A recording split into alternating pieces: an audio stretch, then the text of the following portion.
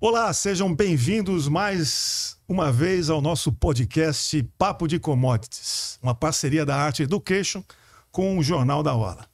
A Art Education é uma empresa focada na oferta de cursos e treinamentos especializados voltados para o mercado de commodities agrícolas. Nosso principal objetivo é capacitar profissionais no setor agrícola, financeiro e jurídico, oferecendo conhecimentos práticos e aplicáveis sobre ferramentas de hedge, opções e estratégias na mitigação de risco. A nossa missão é difundir conhecimento técnico e contribuir para a profissionalização do mercado, garantindo que os seus alunos estejam preparados para enfrentar os desafios constantes do mercado globalizado. É isso aí, gente. Hoje nós temos o enorme prazer de trazer para essa edição o Álvaro Mendonça, economista com mestrado na FGV. O Álvaro foi Chief Product Officer da B3, a nossa bolsa, por longos 11 anos, onde ele desenvolveu vários produtos derivativos, tendo também representado a B3 junto ao ISDA, que é o International Swap and Derivatives Association. Há 18 anos, o Álvaro é o CEO da Algos Hedge Consulting, atuando no apoio às bolsas de valores, corretoras, fintechs, no desenvolvimento de produtos e serviços, na proposição de regras para o mercado de capitais, no planejamento estratégico e na implementação de negociação eletrônica. Hoje, aproveitando a experiência do Álvaro, nós vamos abordar os desafios atuais para a administração de uma empresa do agronegócio. Álvaro, muito obrigado por aceitar o nosso convite.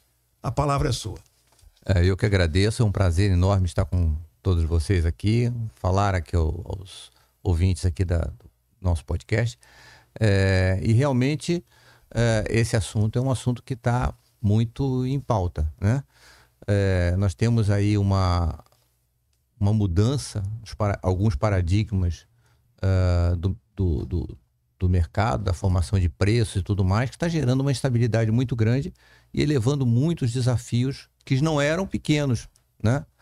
Eu costumo falar que uma empresa do agronegócio não é uma empresa comum, né? Uma empresa comum, você tem um prazo muito curto, né? Você tem entre a produção e a venda do produto, e no agronegócio o prazo joga contra, né? O mercado operando dia a dia, o preço mudando a cada segundo, e você tendo que esperar 90 dias, 120 dias para você ter a sua produção, e ainda por cima ter que contar com diversos fatores externos, né? Que são a pluviosidade, você tem que ter a produtividade, capacidade de escoamento de safra. Então, assim, é uma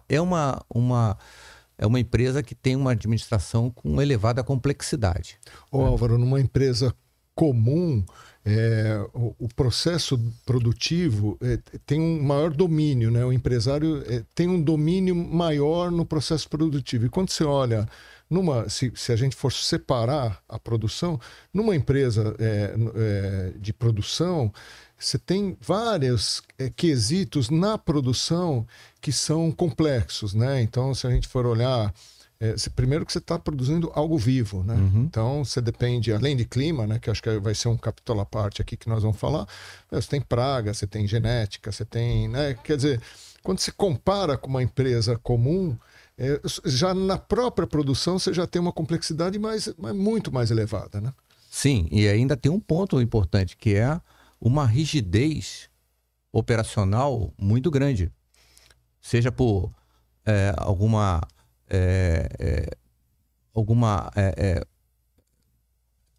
posição local, de clima, de, sei lá, relevo.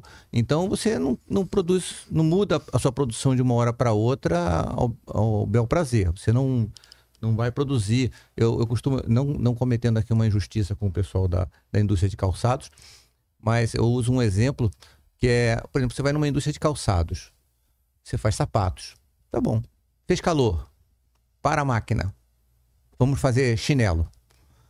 Aí fez frio, para a máquina, vamos fazer bota. Você não faz isso com a agricultura, você produz uma coisa que é meio engessado, você tem um prazo, você comprou equipamentos, máquinas, você tem desenvolvimentos, você tem acordos de longo prazo com compradores, com tradings. Então, é uma gestão bem diferente. Sim, até o próprio maquinário, né, que você falou, mas você tem um maquinário para grãos, não é para frutas, né? Isso. O próprio solo, quando você cuida do solo para grãos, é diferente para fruta, né? Quer dizer, o processo, né, de cuidar do solo, da fertilização, né? Então, acho que... E o próprio benefício, né? Por exemplo, você tem lá uma fazenda de café, o benefício do café é diferente do benefício de soja, de laranja, enfim. É isso que você está falando, né? Sim, sim, com certeza. E aí isso só reforça a necessidade de você, dentro do seu planejamento de produção, colocar variáveis de controle de risco. Por quê? Porque quando você tem esse tipo de exposição, você só tem um caminho aí em frente. Você pode até modular um pouquinho, deixando um pouco mais de produção nos anos mais favoráveis, poupando, deixando a terra descansar um pouco mais, produzir uma quantidade, um percentual menor nos períodos mais difíceis, como me parece que nós vamos passar um período bem difícil agora. Depois a gente fala disso aí, a parte do clima. Mas, então, você tem que ir em frente. E como é que você vai em frente com esses desafios? Fazendo hedge, você trabalhando uma gestão de caixa muito eficiente, porque a experiência que nós temos nesse setor é que você tem, normalmente, bons resultados, mas morre no caixa. O caixa não tem aquela mesma provisão, aquele mesmo cuidado que a gente vê nas empresas de outros setores. Então, é muito parecido, sabe, com o quê? Com a gestão de empresas de energia, por exemplo, hidrelétricas e tudo mais. Você faz um investimento brutal e depois faz aquelas represas e tudo mais, investe em maquinários, geradores, e depois você só tem um caminho, fazer energia. Você vai fazer o quê? Fazer um pesca e pague lá naquele negócio? Não tem jeito. Você tem em frente, é o caminho. Então, esse é o grande, eu acho que um dos grandes desafios que tem no setor agro, é você gerenciar o caixa. Por que gerenciar o caixa? Porque se tiver um ano que você tenha uma perda grande de produtividade, você tem que sobreviver. Você não pode ficar passando um estresse desnecessário, né? Por conta de alguma coisa que é da atividade. É cíclico, né? Quer dizer, é cíclico. Agora, você não acha, Álvaro, por exemplo, que uma das razões pelas quais os produtores, de maneira geral, sofrem, e claro, vão ter esse impacto no caixa, é exatamente a falta de disciplina em fixar o seu produto, usar os instrumentos que existem no mercado para fixação de preço. Porque eu vejo o seguinte, eu vejo o produtor, você já deu aula também, eu já dei aula também na GV, no MBA de agro, você também, né, Luiz? E eu não sei se você já pegou classe com muitos produtores. Eu já dei aula no interior, por exemplo. Hoje. Ponta Grossa, 75% era de produtores, né? E é aquela mesma coisa. Por que você não fez o hedge quando o milho chegou a tanto? Ah, não, porque eu achei que ia subir um pouquinho mais. Quer dizer, essa falta de disciplina que eles não têm no cuidado, no plantio e tudo mais, eles têm na hora da comercialização, que é onde mata o caixa deles. Verdade. Não, e tem uma coisa também, Arnaldo, que esse realmente é um ponto chave, ou seja, você conseguir planejar, gerar cenários e estar preparado para os cenários bons e preparado para os cenários ruins. Nos cenários bons, é onde você monta a sua provisão para enfrentar os cenários ruins do futuro. Só que agora, quando a gente está falando dos desafios novos, né, os desafios atuais para as empresas, surgiu uma coisa diferente, Arnaldo. É que tem um bicho diferente que está negociando esse produto. Antes, você eram produtores, eram tradings e tudo mais. Quando você isso começou algum tempo atrás, quando a taxa de juros na Europa ficou negativa. Primeira, ninguém achava que poderia fazer isso. Você aplica, sei lá, 100 mil euros e tira menos de 100 mil euros e fica feliz. Então, a taxa de juros negativa, coisa maluca, não? Agora, quando esse pessoal viu, poxa, eu vou aplicar o dinheiro aqui e vou sair com menos dinheiro, e se o banco quebrar, ainda tem esse risco? O que eu vou fazer? Vou comprar açúcar, vou comprar café, vou comprar soja, metais. Que mantém o valor de compra. Exatamente. E aí, esse investidor que não é do setor, ele começou a dar uma dinâmica no mercado que é um pouco diferente.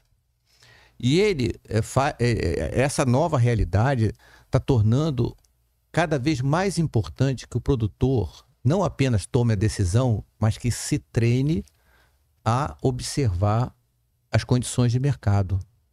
Ele se treine a entender o que está acontecendo.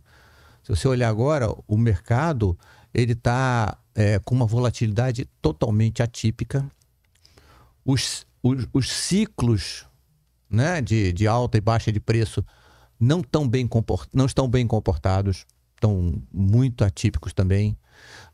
Se você for olhar uma característica que está acontecendo atualmente é a ocorrência de gaps. Antigamente, você tinha... O que é o gap? Eu vou explicar daqui a pouco. Você tinha o seguinte, o preço começava de manhã um determinado nível, ele começava a cair devagarzinho, de repente ele começava a retornar e fazia um desenho. Hoje, com esses fundos gigantescos que operam commodities, às vezes o preço já abre com 4%, 5% de queda. Formando o tal do gap. Formando o gap. Ou seja, você não tem nem condições de negociar para fazer um hedge. E aí você fala, depois dele cair 4%, 5%, eu faço o quê? Eu faço o hedge 5% para baixo? E se ele voltar? Então, começou a ter uma dificuldade adicional, porque esse comportamento não era visto. E esse comportamento está trazendo um prejuízo para os traders tradicionais do mercado de commodities e também para o que eles chamam os quant. Os quants são aqueles que operam através de modelos. Os modelos foram criados no tempo que o mercado era contínuo, era bonitinho, bem desenhado, tudo direitinho. E hoje, quando abre... Não tinha espasmos, né? Quando dá esse solavanco para lá e para cá, os modelos não funcionam bem. E os caras começam a perder dinheiro. Então, é uma realidade nova. É um mundo novo. Então, é importante você, como gestor, a pessoa como gestora de uma empresa do agronegócio, acompanhar isso e saber exatamente como proceder. Ô Álvaro, e nesse caso ganha importância a construção de cenários. Sim. Né? Porque na hora que você constrói os cenários, porque quando você fala de cenário, Arnaldo, até para os alunos, né? Quer dizer, os caras falam assim, não, mas eu vou olhar o cenário negativo, vai considerar. Aí eles falam, não, e o crescimento? Mas eu não vou crescer? Não, você vai fazer um cenário. Quer dizer, e aí você tem que pensar, fazer na sua conta, mesmo o cenário negativo, você tem que saber, olha, onde que eu consigo fazer uma gestão da minha margem, né? Então, acho que... eu vejo dessa maneira. Eu acho que, por exemplo, os fundos têm muita influência na direção de preço por certo tempo. Os fundamentos se sobrepõem sempre. O exemplo, por exemplo, e é isso que eu acho que é a dificuldade que o produtor tem, de aproveitar, às vezes, um mercado que você vê que está indo numa direção para cima ou para baixo de maneira artificial. Vou dar um exemplo. O ano passado, o açúcar. O açúcar, o ano passado, saiu de 19 centavos no começo do ano, foi para 28. Os fundos estão alimentando. Só que aí, o que acontece com o produtor e com a usina? Ele começa a incorporar uma narrativa que dá sustentação àquilo que os fundos, que os especuladores estão fazendo. Mesmo que os fundamentos dizem ao contrário. E aí, quando os fundamentos se sobrepõem, que é o que aconteceu no final do ano, o mercado foi para 22 centavos. E aí fica todo mundo chupando o dedo. Então é isso que a dificuldade do produtor é o seguinte. Quando os fundos estão numa posição que é favorável para eles não reclamam dos fundos. Quando os fundos saem dessa posição e liquidam e botam, eles reclamam do fundo. Esses fundos, tá vendo? Especulação. Nada disso. Qual era o fundamento? Que é aquele que você falou. Qual é o cenário? E o cenário mostrava exatamente, 28 centavos não se sustenta, mas não adianta, cara. Não, e outra coisa, 28 centavos está excelente. Pô. Minha margem já está boa. Nossa. Você não vai fazer tudo, vai Pelo fazer amor uma de Deus. parte. 28 centavos é um preço. Ó, você vê o que aconteceu com o cacau ano passado. Pois é. Ou esse ano, né? Saiu de 3.500 dólares a tonelada para 12.500 dólares a tonelada. Como é que pode? Hora de fixar. Aí é importante entender um pouco como é que esse setor financeiro que está intervindo fortemente nos preços das commodities, como é que eles trabalham. Até para você descobrir se está tendo exagero ou não. O setor financeiro, ele tem um hábito de fazer o seguinte, ele traça cenários e vê o cenário que mais favorece ao negócio dele. E aí ele fala assim, esse cenário vai acontecer. Dado que ele vai acontecer, o que eu tenho que fazer? Pronto.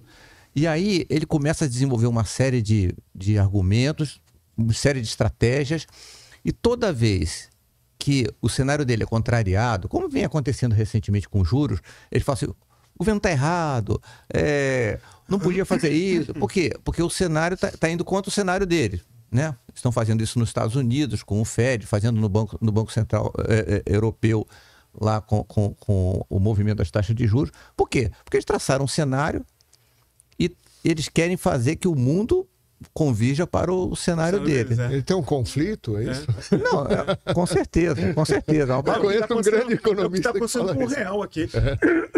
O real não era para estar onde está agora, desse jeito. É que está contrariando. Contrariando o cenário dele, vai puxando. Entendeu? Então, o Zé Roberto falou na coluna do Estadão 2 semanas atrás. Que ele falou assim: ó, eu estou muito menos pessimista do que esses economistas aí. O cenário não é para estar 5,70. Mas e aí? Não, mas tem uma coisa, viu, Arnaldo, que acho que é interessante para o produtor que tá ouvindo.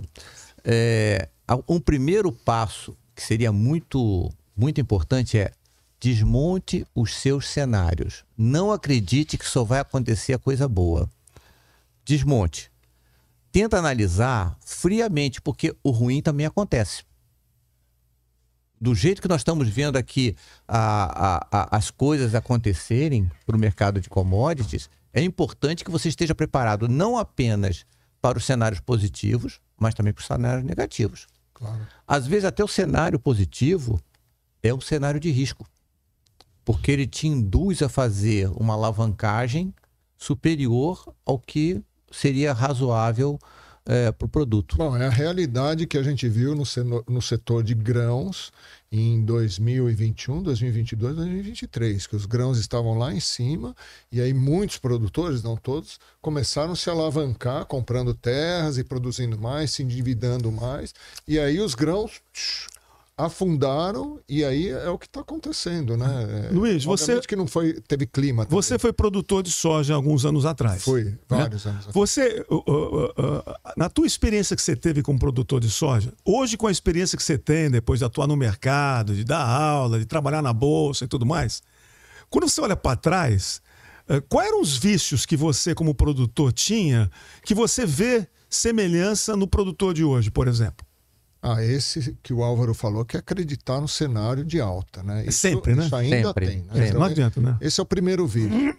O segundo vício é misturar o dinheiro da fazenda com o dinheiro da vida pessoal. Então, acho que esse é um segundo vício. Tem um outro vício que é, assim, não saber por que não forma preço. Que, na verdade, o setor em concorrência perfeita, que é o caso de produtor, não é formador de preço, é tomador de preço. Exato. Então, ao ser tomador de preço, tem um quarto vício. O quarto vício é não fazer custo de produção. Né? Todo mundo... Porque é difícil fazer custo. O Álvaro falou, a produção não é uma coisa fácil. Né? As pessoas ficam falando, ainda mais pessoal de cidade, ficam... É difícil. Muito difícil. O cara tem que entender de genética, tem que entender de clima, tem que entender de preço, tem que entender da máquina que manda o negócio para a nuvem, o dado dele depois vem para ele interpretar. Esse é um produtor de algodão, tem que entender que a fibra do algodão dele, ela tem uma elasticidade, tem um diâmetro, assim, é tão técnico. E aí tem a gestão do caixa. coisa mais chata do mundo é ter que sentar para um produtor, eu sei porque eu era produtor, é ter que sentar na frente de um computador e ter que fazer a gestão do fluxo de caixa, a gestão de cenários, etc. Então, eu vejo vários, mas Arnaldo, o que está acontecendo? Só para terminar aqui. Eu dou muita aula no interior e os filhos dos produtores estão indo para a sala de aula. E quem vai mudar? Porque o produtor ele já fez uma coisa que foi... Ele já entende a produção, que é muito difícil. Né? Ele sabe que a terra compacta, tem que ter não sei o quê. Ele sabe um monte de coisa que é muito difícil. Os filhos dos produtores estão vindo com esse novo... Com essa mentalidade. Com essa nova mentalidade. E eu acredito bastante nisso. Eu tive um grupo, uma aula que eu dei a semana retrasada em Palmas, muito interessante, porque tinha vários produtores, mas tinha muita gente de revenda, gente de banco. E assim, o debate, eu quase não dei aula. Foi um debate o tempo todo. E foi uma coisa tão extraordinária. E está cada vez ficando... Assim, as aulas estão cada vez ficando mais debate do que... Ou discussão. Menos expositiva e mais de... de colaboração, né? Então é isso. Aí dei lá os pontos, né, que você pediu. Mas é isso aí. Entendi. Mas assim, o que eu vejo, completando um pouco, é que além dessa complexidade toda, existem fenômenos externos que estão adicionando mais complexidade, mais risco para os produtores, né? Recentemente, nós estamos presenciando alguns fenômenos climáticos que são bastante preocupantes, né? Nós estamos observando problemas de alteração no perfil do mercado de commodities. Está tendo uma dificuldade muito grande de conseguir fazer alguma previsão, né? Então, isso só vai tornando cada vez mais importante dedicar no planejamento, gerar cenários, né? Fazer o que você falou, que é dividir os recursos pessoais da fazenda. A fazenda é uma empresa, então trate como uma empresa e não como um quintal da casa. Não é o quintal da casa dele, é uma empresa e tem que ser tratado como tal. A gente está vendo agora esse problema lá na região amazônica, que os rios perenes, que a gente sempre estudou como rios super caudalosos, praticamente perenes, estão secando totalmente a região amazônica toda. Aí você fala assim, não, isso está lá longe, não vai me afetar. Imagine. Mentira. Por quê? Porque a umidade que vai virar chuva no centro-oeste e no sudeste vem de lá. Claro. Sim, sem dúvida. São os corredores de umidade, né? Exatamente, é corredor de umidade. Quando vem do mar, acontece o que aconteceu no Rio Grande do Sul, que é um movimento que vem na forma de ciclones e tudo mais. Lá de cima é aquela chuva saudável, que só vem para molhar o chão, abastecer os reservatórios. E é uma coisa interessante que eu vi no outro dia numa apresentação da Quineia, né? Que se chama Vidas Secas. Muito interessante, recomendo. Esses ciclos, eles vêm encurtando. Os ciclos das estiagens. Antes você tinha uma estiagem a cada 5, 6 anos. Então era aquele ano mais fraco. Agora já está quase de 2 em 2 anos. 2 a 2 anos, 3 a 3 anos. Então eles estão encurtando. Eles estão ficando cada vez mais frequentes.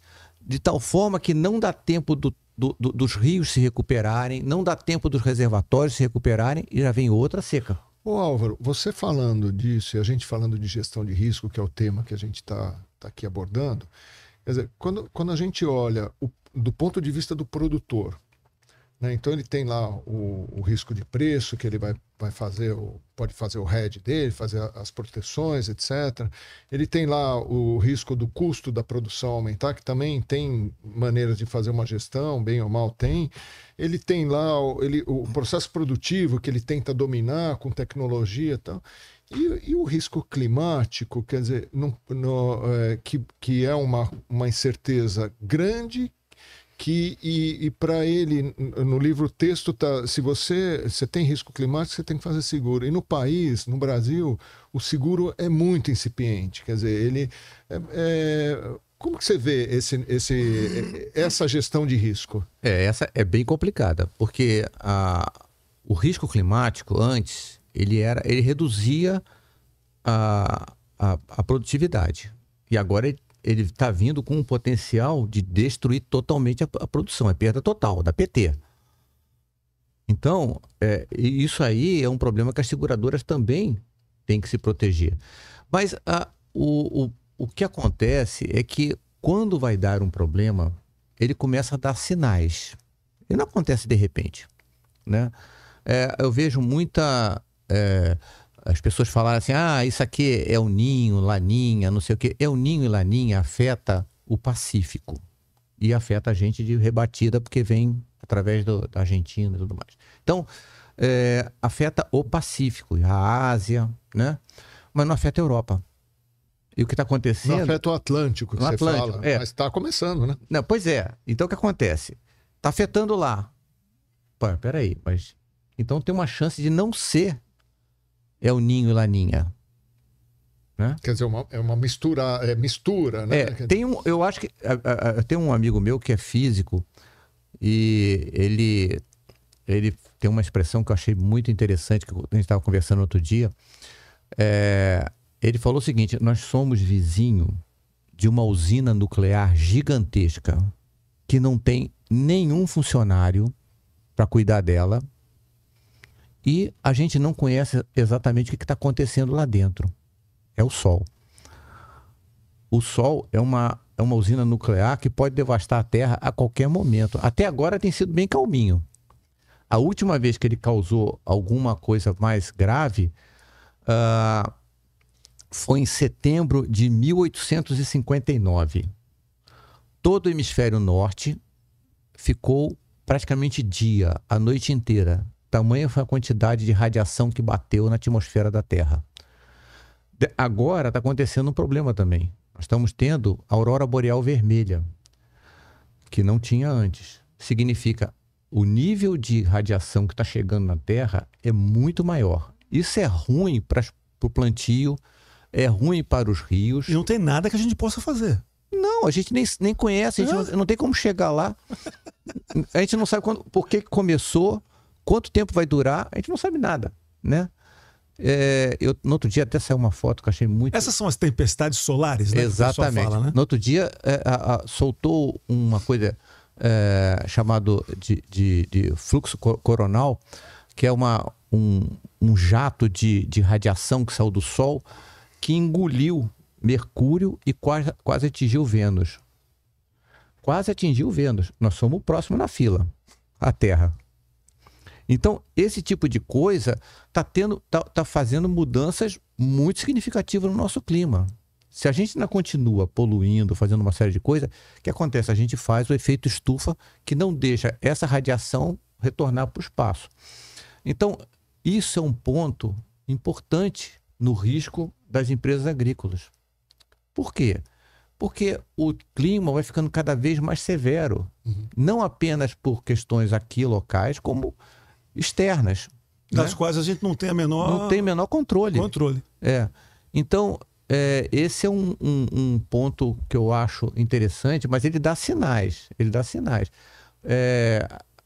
A gente precisa ter mais informações, né, sobre esses elementos, né? Como é que está ocorrendo essas estiagens, né? Qual é a previsão da próxima? E quando acontecer a estiagem, o produtor precisa adotar algumas medidas, como a gente conversou aqui, fazendo seguro, né? Operando no head da produção dele, fazendo também algumas gestões de quantidade, né? Eu até cheguei a comentar com você, Luiz. Existe uma coisa que é muito interessante, que se chama regra de Kelly. A regra de Kelly foi feito para cassino, para não deixar a pessoa sair depenada do cassino. Como é que você aposta no cassino e ainda, mesmo que perca, você não vai sair zerado, né? Então, você vai ponderando os resultados negativos, e cada vez que você vai tendo resultado negativo, você vai reduzindo a sua aposta para que você não comprometa o saldo. Você usa isso também no portfólio, né, de ações? Usa. Normalmente usa porque, na verdade, o pessoal nos portfólios de ações, eles utilizam uma coisa chamada, que eles falam até half Kelly. O número que der o Kelly, você faz pela metade. Então, por exemplo, agora, a gente está vendo um princípio de problema climático com esse problema lá da Amazônia, que deve comprometer, atrasar o plantio agora da safra. Atrasando o plantio, deve comprometer a safrinha.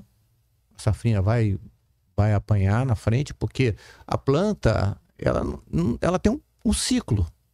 Ela precisa daqueles dias. Se você começar a espremer o ciclo, ela não vai conseguir fazer nada. Né? Você não consegue convencer a planta, olha, planta, por favor, produz um pouquinho antes aqui, porque sabe como é que é? Ficou muito ruim. É a mesma coisa querer ter criança com 8 meses de gravidez. Pode até acontecer, mas não é o normal. Não é o normal.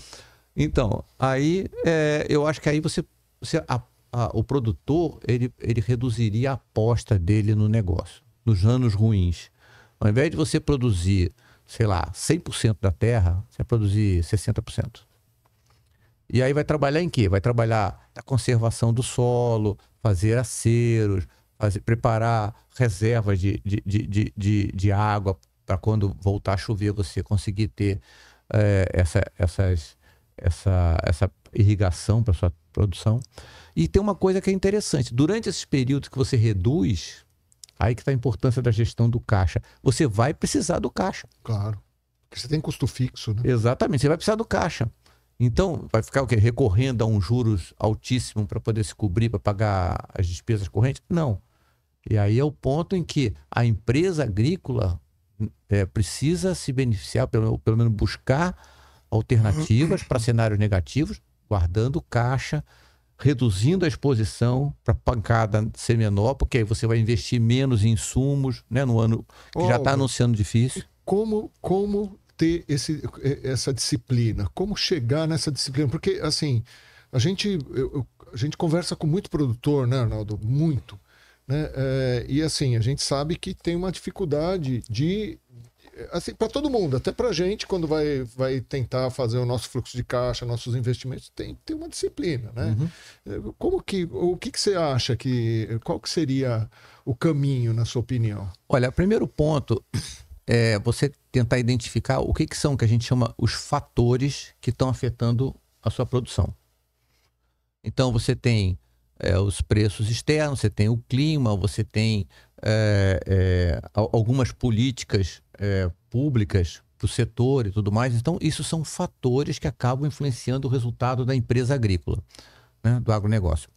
Então, você tem que fazer um cenário, como você falou lá, fazer alguns, na verdade não um cenário, alguns cenários. Eu recomendo que façam 5.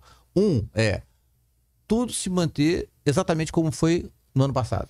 Pronto. Esse é um cenário. Um cenário de estabilidade. Um cenário moderadamente bom. Ele é melhorzinho do que o ano passado, mas não é tão bom. E um cenário bom.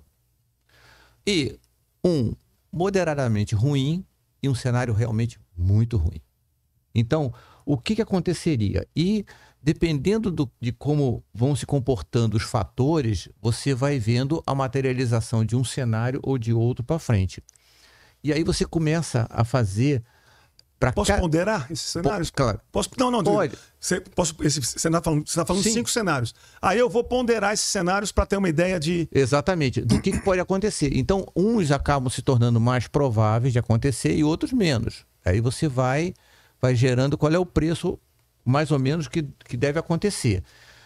Seja totalmente desapaixonado dos seus cenários. É o grande problema. Então, você tem que encarar como um negócio. Aquilo ali você não tem controle. Você tem que se preparar, fazer a lição de casa. Se acontecer o cenário moderadamente bom, eu tenho que pegar, sei lá, X% do resultado e colocar numa reserva. Se aconteceu muito bom, aí 3x% eu vou colocar na reserva, aplicado. E não mexo. Por quê? Porque cenário ruim vem também. E quando chegar o cenário ruim, o quanto eu tenho que mexer naquela minha reserva para cobrir as necessidades, para manter a estabilidade do negócio. Porque senão a armação, o tripé lá, desequilíbrio, vai tudo abaixo.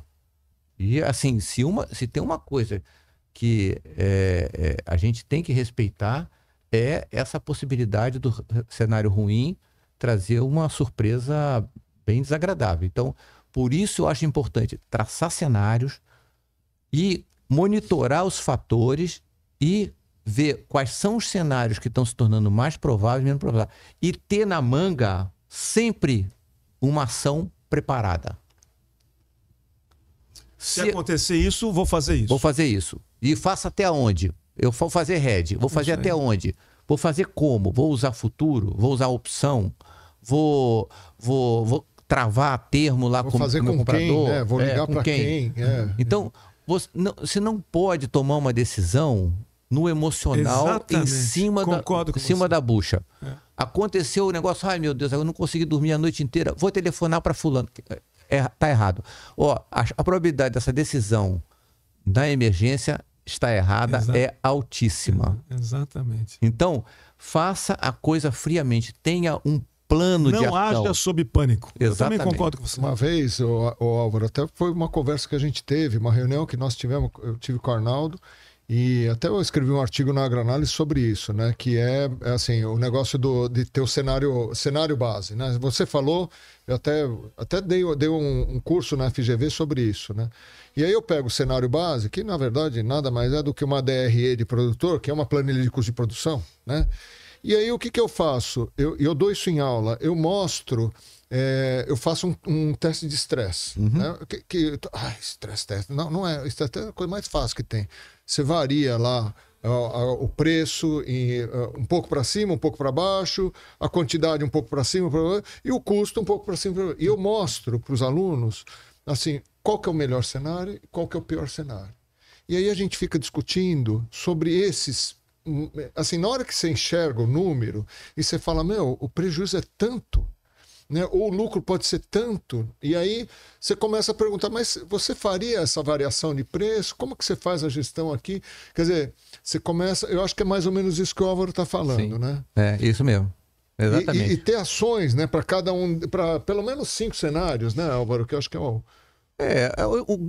A grande vantagem de você gerar esse cenário, fazer o teste de estresse e fazer o preparo é que as ações elas se tornam muito coordenadas, fazem muito sentido. Você tem que ter um sentido no que você está fazendo. Não pode agir atabalhoadamente, senão você acaba comprometendo e se arrependendo no futuro. Então deixa eu te fazer uma pergunta que fizeram para mim, foi um aluno. Você tem lá o custo de produção e você está vendo que vai dar prejuízo, você sabe. E tem essa rigidez que você não consegue, esse negócio que falam, né, Arnaldo, aqui, não, o produtor não está dando lucro, não produz. Você acha? O cara tem a terra dele, né? Vai fazer o quê? Né? Isso não existe, né? Isso é né? Então, vai dar prejuízo. Ele já fez o custo de grãos, vai dar prejuízo. Ele falou, professor, vai dar prejuízo. O que eu faço? Eu travo um prejuízo? Eu respondi, mas eu queria saber o que você acha. Olha, você e o Arnaldo, né? Que o Arnaldo também... Não, antes dele responder, eu queria que você mostrasse o livro do Álvaro, que é um livro espetacular. Sim, aí. Eu tô só esperando para falar aqui no final. Esse é um livro, livro raro aqui, olha. que deixa eu colocar aqui para o Álvaro. Rede para Empresas. Esse livro é espetacular. É uma abordagem relativamente simples, digamos assim, né? Não é você não precisa ter um PhD em Harvard para entender. Nossa, é um livro excelente. Não, um livro excelente. Quando que você vai fazer a segunda edição, Álvaro? Isso eu preciso fazer, porque tem alguns pontos aí que, principalmente de controle de E livro a gente não acaba, a gente abandona. Não, abandona. Você chega num ponto lá que você fala, não quero deixa, mais. vai assim mesmo. Não, esse livro é excelente, pessoal. Esse livro é excelente. Aliás, até o Arnaldo falou, pô, tá tudo escrito. Eu falei, bom, o livro é meu, né? Eu posso fazer o que eu quiser. Mas assim, tem muita coisa. Tem muita coisa que a gente coloca em aula. Sim. O que eu faço? Eu vou viajar para todas as aulas. Eu levo ele, pego uma coisa, abro aqui e falo, não, deixa eu ver isso aqui. Meu, é excelente. Muito obrigado. Não, muito bom. E sabe o que é engraçado? Tudo que você está falando, desculpe interromper antes que ele responda, mas tudo que ele está falando é o back to basics. Gente, nós não estamos descobrindo a pólvora aqui, né? E como falta esse tipo de disciplina pro produtor. Mas responde, por favor. Vamos lá. O que você faria? O que acontece é o seguinte... Do ponto de vista de hedge de preço, hein? Eu travo o prejuízo, professor?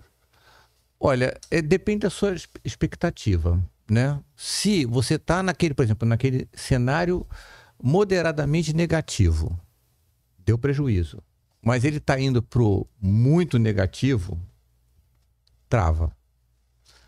Trava porque o dano acaba se tornando menor, né?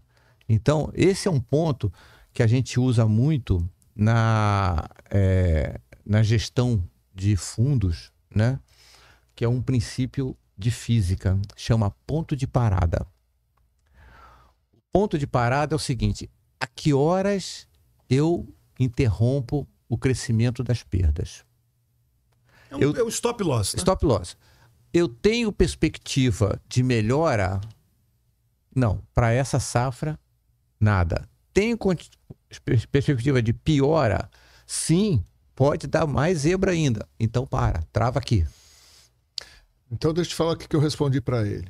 Eu falei assim, você vende a termo por uma trading, era soja, tá? Você vende a termo por uma trading e compra uma call. Compra opção. Mas só que tem um detalhe. Eu tenho falado em todas as aulas, inclusive nos artigos que eu escrevo. O preço da call tem que estar no custo de produção. O preço do hedge tem que estar orçado. Para você não olhar e falar assim, puta, vou ter um prejuízo. Prejuízo cacete. Você vai, na verdade, está orçado dentro da sua atividade. Como é difícil o produtor pensar assim, né? Não, então, mas está mudando, Arnaldo. Os filhos estão mudando, né? Mas assim, é tão lógico isso, né? E assim, trava e compra uma call. Os outros setores fazem isso. Você vê muito no mercado de metais, eles fazem exatamente essa estratégia. Você vende para a perda e compra a call, que acaba ficando com custo mais baixo. Tipo assim, deixou uma porta de saída para você... É uma put sintética. Uma put sintética. Então, isso aqui é um ponto interessante, porque você só consegue fazer isso se você te planejou antes. Se você gerou cenários e você sabe exatamente o que vai fazer dada aquela circunstância. Mas a geração de cenários obriga você a fazer o orçamento. Exatamente. Quer dizer, obriga você a falar, bom, pera um pouquinho, o que eu faço em cada cenário? Eu vou precisar de dinheiro para fazer esse hedge. Qual é o impacto que tem em cima da minha receita e como eu protejo a receita? De onde eu vou conseguir recursos? Né? Às vezes, se você vendeu a produção além da posição, como é que você vai entregar o que você se comprometeu? Né? Então, ali começa a ter uma série de variáveis que você tem que ter resposta para absolutamente tudo. Então, eu acho que o grande ponto que é importante é tratar a empresa do agronegócio como uma empresa. Não é porque foi negócio do meu pai, do meu avô, do meu tio-avô. Não. É uma empresa. Você ter uma empresa do agronegócio, você ter um posto de gasolina, você ter uma trading, você ter uma franquia qualquer, é igual. Trate como uma empresa. Não, só tem uma dificuldade. O agro é mais difícil.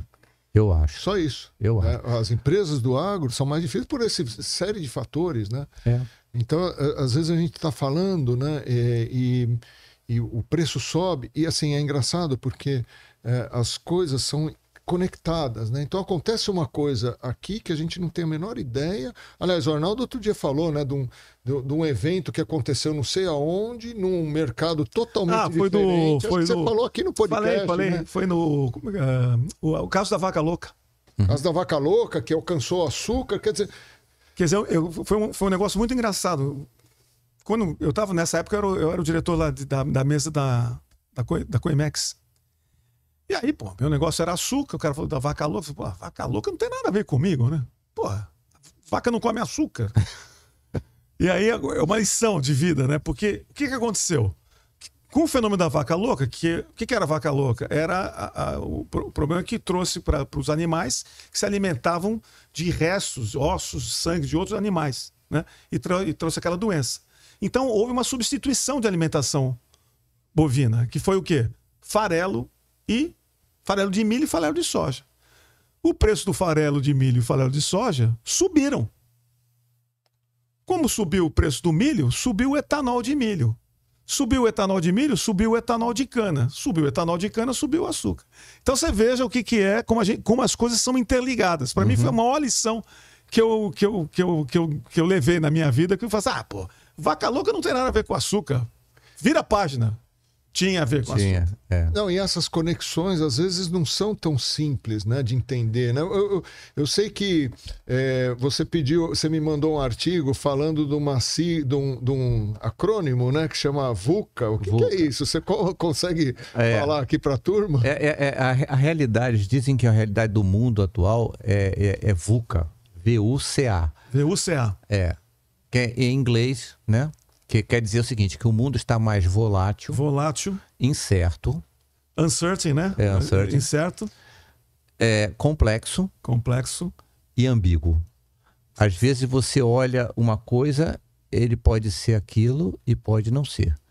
Ele pode ter um efeito ou pode ter outro efeito. Então, ficou mais difícil de você observar esses impactos de uma coisa. E tem um ponto também que está acontecendo que eu achei muito interessante, li um artigo no outro dia que eu achei muito interessante no Valor, é o efeito dos conflitos que estão acontecendo pelo mundo inteiro sobre o mercado de commodities, né?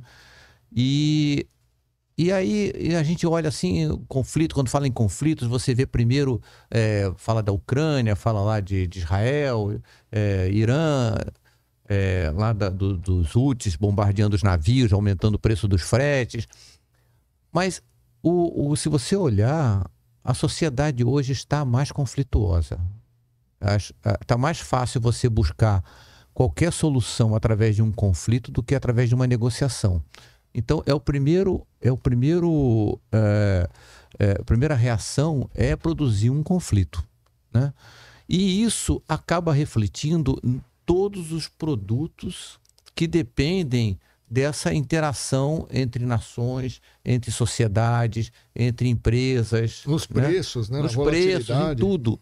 Então você vê, por exemplo, hoje nós temos aí uma expansão violenta no preço dos metais, de algumas commodities, com da energia. Por quê?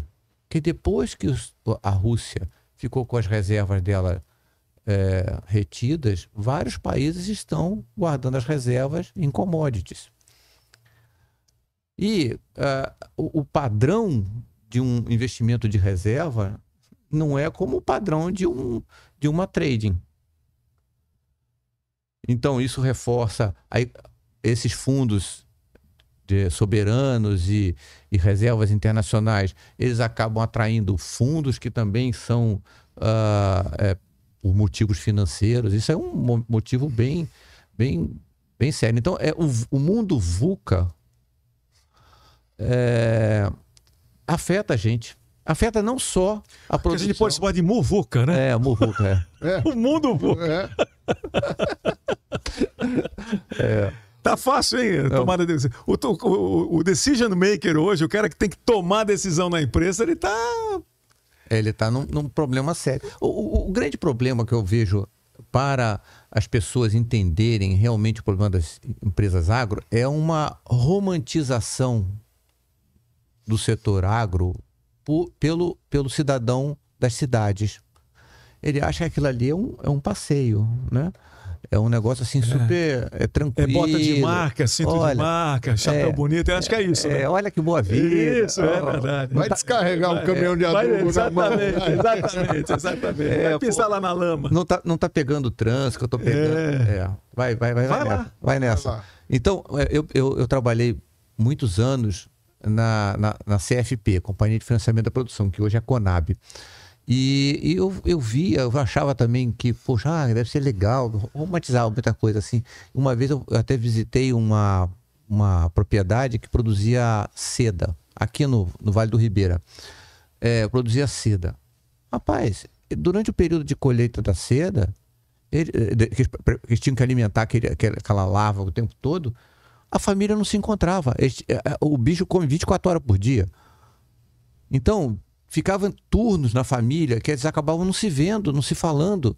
Então você vê que coisa mais maluca. O cara achava que era uma coisa tão bonita, né? Então, mas tem uma coisa, dentro disso que você está falando, né? Quando você vê, por exemplo, a gente está plantando grãos. Nesse momento, o Brasil está plantando grãos, né? Está plantando soja, muita soja, né? Enfim.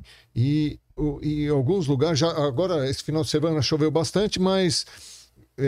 na semana passada, muitos produtores jogaram a semente, então joga a semente com adubo e tal, no chão e no pó. Quer dizer, e é assim, né? Quer dizer, e aí o produtor, ele põe aquela quantidade de dinheiro no chão e fica olhando para cima para esperar chover.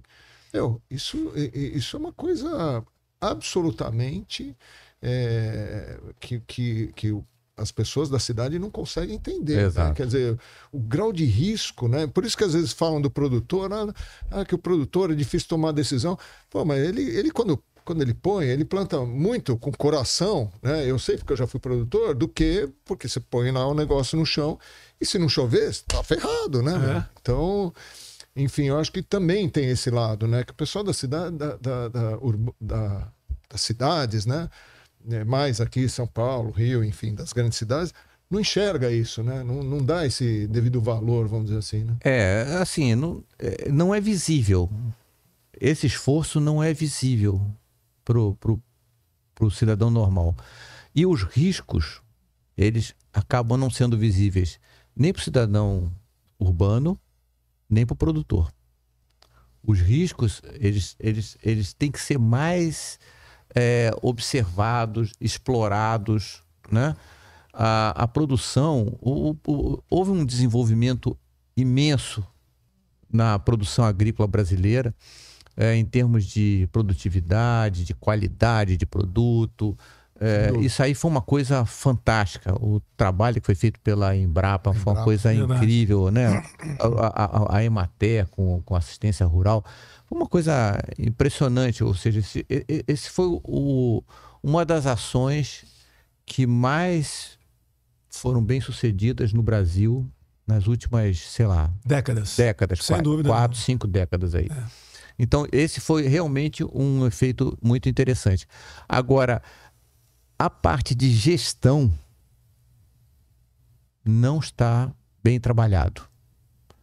Então, hoje... Como você falou, o sujeito olha o céu, fica torcendo, rezando para chover. Então, gestão não pode ser com reza. Gestão não pode ser com ações repentinas, descoordenadas. Tem que ser com ações bem pensadas, planejadas, né? Com uma visão. Eu acredito muito que, por exemplo... Um ponto importante seria os produtores sempre buscar. Se a gente vê produtor, até comentei com você, Luiz, por exemplo, você vai na região da Champagne, você vai na região lá em Portugal. Então, na parte de uvas, né, lá do Douro, os produtores se reúnem periodicamente, trazem especialistas para conversar, para orientar o que está acontecendo, como é que faz. Os produtores que estão lado a lado, eles não competem. Eles são tomadores de preço, como você falou, Luiz. Eles não competem.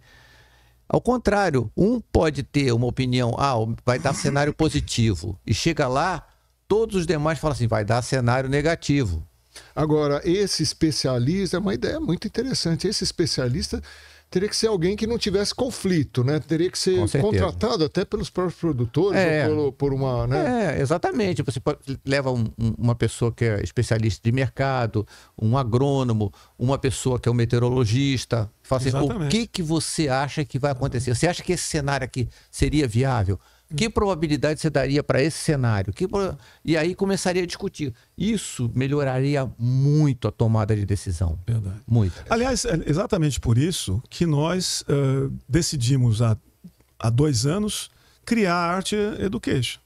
Porque a gente percebe que existe uma falta de profissional no mercado e o nosso objetivo é capacitar esse pessoal. Porque, o Álvaro, essa semana mesmo, no LinkedIn, o cara me chamou e falou assim, pô, você tem para indicar para mim aí um trader de etanol? Não. Não existe. Não existe. Vou ter que formar esse cara. Né? Então, porque você vai dizer, mas o que mudou? Aliás, até fazer o gancho para o curso.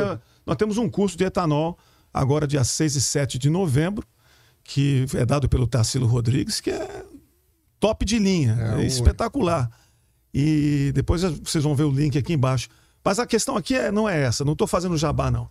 A questão aqui é o seguinte, mas por que não tem profissional hoje no Brasil? Sabe por quê? Por exemplo, eu fui muito privilegiado, que eu trabalhei numa multinacional que me mandou para fora. Então, eu vivi 2 anos fora, eu fui formado profissionalmente. Hoje isso não existe. É uma outra geração que tem outro tipo de mentalidade. Então, eu acho que faltou, tem um gap aí de formação de profissional inacreditável. A ponto de você ver aí hoje profissional com 60 anos sendo contratado pelas empresas. Porque não tem quem substitua o cara. Exato. Não, existe uma coisa importante, é que as pessoas têm que buscar o conhecimento, buscar a especialização, ou pelo menos buscar uma forma de entender melhor o que chega de informação para ele. Ele não necessariamente vai se tornar um trader, né? Exatamente. Mas ele tem que saber o que faz, saber as técnicas, né? Evitar alguns viés comportamentais que a pessoa acaba tendo falhas desnecessárias de comportamento. Não, o que você falou no começo foi a questão do seguinte, né? Montar cenário e como é que se fala? Disciplina, manter-se fiel aos fundamentos. Não fica, sabe, elucubrando, achando que não, o mercado está indo para cima, mas você vê que está indo para cima por quê? Porque os fundos estão comprando. E o fundo, meu amigo, nem sempre tem um ser humano ali atrás. Não, ao contrário, 60% de todos os negócios do mundo não são feitos por humanos. E a máquina, ele não se impressiona. Não tem coração. Não tem coração. Não brigou com a mulher, não vai estar aborrecido, não vai estar nada, não dormiu mal. Faz contas complexas com uma velocidade enorme. Então, vencer essa máquina é mais um desafio. Ô, gente, mais uma vez, tocar, né? Hein? Vai tocar, vamos vai tocar aqui. E olha, aí o Edson entra aqui na sala e começa a expulsar a gente. Pessoal, muito obrigado pela presença. Luiz, obrigado. Obrigado, Álvaro. Eu que agradeço. E isso mostra que esse podcast aqui acaba mais rápido do que a gente imagina, mas foi muito legal. Obrigado pela tua presença. Foi de extrema valia toda a tua experiência e deixo as últimas palavras para vocês aí se despedir. Não, eu deixo para o Álvaro. Tá bom, ok. Muito obrigado a todos. Foi um prazer estar aqui. Foi ótimo. Temos aí assunto para muito tempo ainda. Realmente o tempo jogou contra. Mas assim, eu desejo que todos tenham muito sucesso, muita muita capacidade para entender esse momento difícil, que tenham a vontade de modificar a forma de gerir as empresas. Eu acho que isso é muito importante, que busquem conhecimento. Essa é a mensagem que a gente quis passar para vocês. Só uma coisa, aonde acha o seu livro, Álvaro? Porque eu não consegui achar. Eu não sei. Esse livro... Não, pode procurar no Estante Virtual que tem. Deve ter. Estantevirtual.com.br. Porque assim, isso aí foi uma tiragem muito pequena. Eu tô até pensando em fazer uma segunda edição, porque mudaram as regras de head da CVM, então seria importante mostrar como funciona isso aí nas empresas, né? Gente, Legal. muito obrigado. Até a próxima, até o final do mês que vem. Valeu. Tá, obrigado. Até logo.